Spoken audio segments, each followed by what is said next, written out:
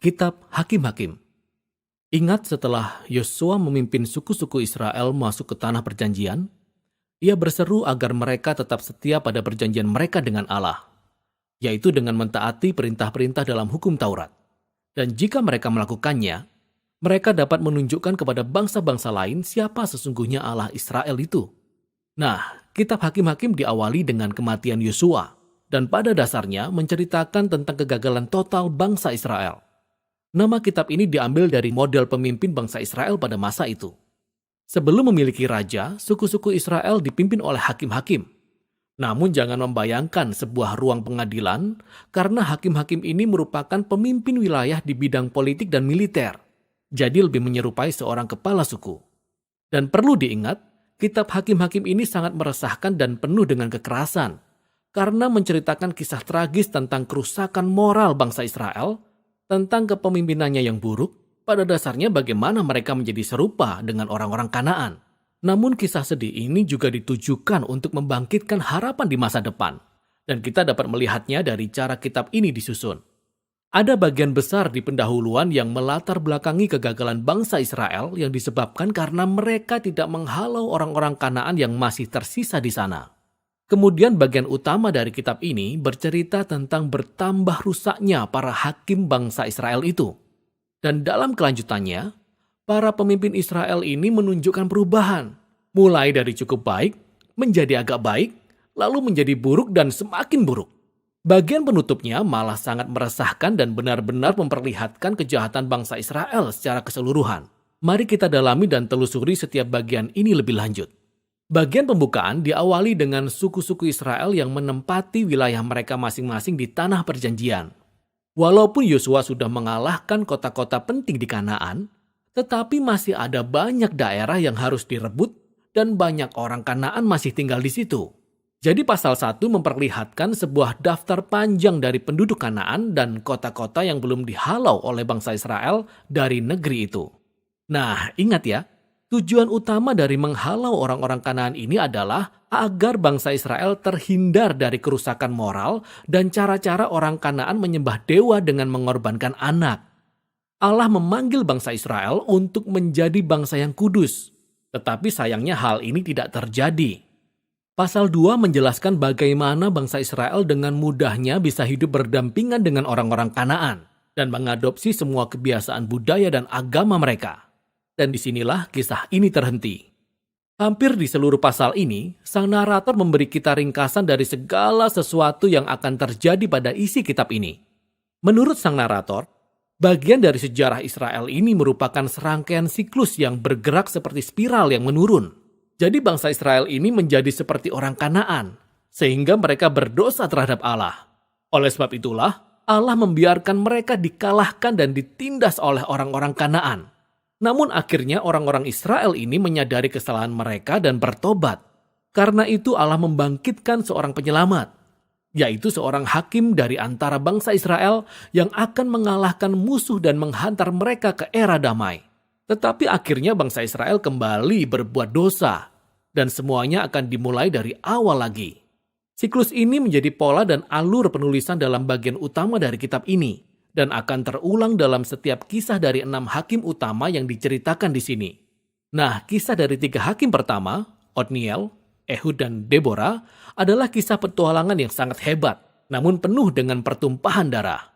Baik hakim-hakim itu sendiri, maupun orang-orang yang menolong mereka. Semua berhasil mengalahkan musuh dan menyelamatkan orang-orang Israel.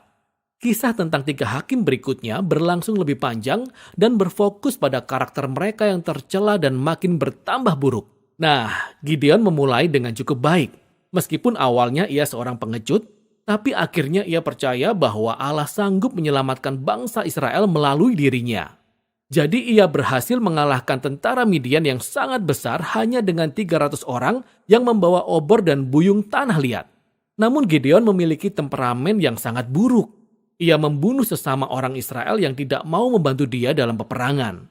Dari sinilah semuanya menjadi semakin buruk. Gideon kemudian membuat patung berhala dari emas yang ia jarah dalam peperangan. Dan setelah ia mati, seluruh bangsa Israel menyembah patung itu sebagai Allah mereka. Lalu siklus pun dimulai lagi dari awal. Hakim utama berikutnya adalah Yefta, seorang perampok kejam yang tinggal di perbukitan. Ketika keadaan bangsa Israel sudah sedemikian buruknya, para tua-tua Israel datang kepadanya memohon bantuan. Nah, Yefta adalah seorang pemimpin yang sangat hebat. Ia memenangkan banyak peperangan melawan orang Amon. Namun sayangnya, ia tidak mengenal Allah bangsa Israel.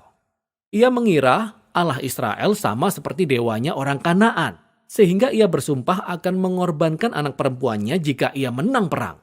Kisah yang tragis ini menunjukkan betapa dalamnya bangsa Israel telah jatuh. Mereka tidak lagi mengenal karakter Allah mereka sendiri, sehingga mereka terjerumus ke dalam pembunuhan dan ibadah yang palsu. Hakim terakhir, Simson, merupakan hakim yang paling buruk. Pada awalnya hidupnya sangat menjanjikan, tetapi ia tidak punya rasa hormat kepada Allah Israel. Ia hidup dengan sembarangan, kejam, dan sombong. Simson memang memperoleh kemenangan yang brutal dan strategis atas orang Filistin, tetapi ia menang dengan mengorbankan integritasnya sendiri. Dan hidupnya berakhir dalam sebuah pembunuhan massal yang mengerikan. Nah, ada catatan singkat di sini. Kita dapat melihat sebuah tema yang berulang di bagian utama kitab ini, yaitu pada saat-saat yang menentukan. Roh Allah memberi kuasa kepada setiap hakim-hakim ini, sehingga mereka mampu menyelamatkan bangsa Israel dengan luar biasa. Nah, walaupun Allah memakai orang-orang yang sangat kacau ini, bukan berarti ia setuju dengan mereka semua atau dengan keputusan yang mereka buat.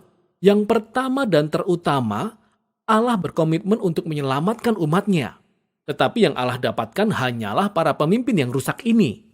Maka dengan merekalah Allah bekerja. Seluruh bagian ini dirancang untuk memperlihatkan betapa buruknya mereka. Kita bahkan tidak lagi bisa membedakan antara orang Israel dengan orang Kanaan. Dan itu baru para pemimpinnya. Bagian terakhir menunjukkan bagaimana bangsa Israel secara keseluruhan mencapai titik terendah. Di bagian ini ada dua kisah yang sangat tragis. Dan kisah ini bukan untuk orang yang lemah hati. Kisah ini disusun dengan kalimat penting yang diulang sebanyak 4 kali di akhir kitab ini. Pada zaman itu, tidak ada raja di antara orang Israel. Dan setiap orang berbuat apa yang benar menurut pandangannya sendiri.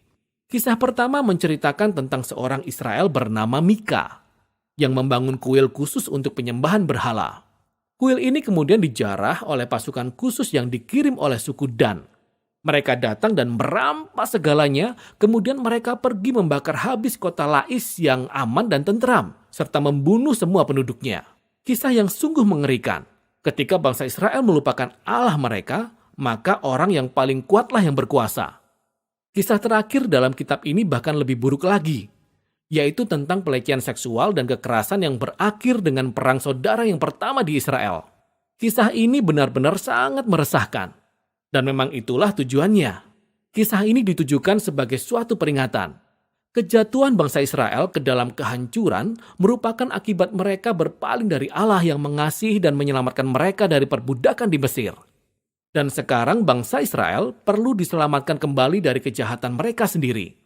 Satu-satunya harapan dalam kisah ini dapat ditemukan dalam satu kalimat yang diulang-ulang pada bagian akhir kitab ini. Sebenarnya ini merupakan kalimat terakhir dalam kisah ini. Tidak ada raja di antara orang Israel. Kalimat ini melandasi kitab berikutnya yang menceritakan tentang asal-usul keluarga Raja Daud, yakni kitab Rut, dan juga asal-usul kerajaan Israel, yakni kitab 1 Samuel. Namun kisah hakim-hakim ini memiliki nilai tersendiri sebagai sebuah tragedi.